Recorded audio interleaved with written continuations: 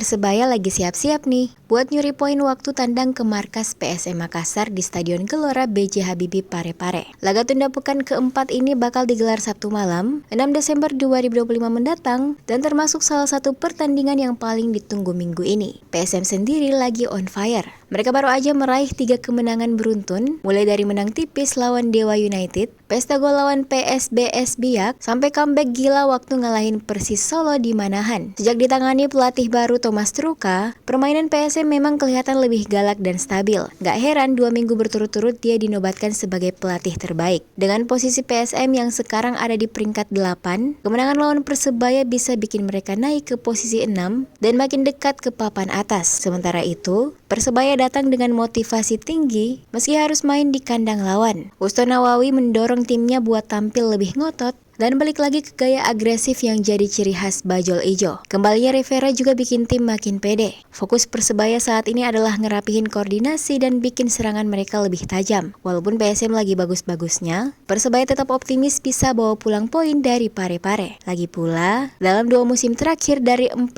pertemuan, mereka belum pernah kalah dari PSM. Dengan PSM yang lagi naik daun dan Persebaya yang datang dengan tekad kuat buat bangkit, pertandingan ini pasti bakal panas. PSM mau terus jaga momentum, sementara Persebaya bakal cari celah buat nyuri poin penting di klasemen.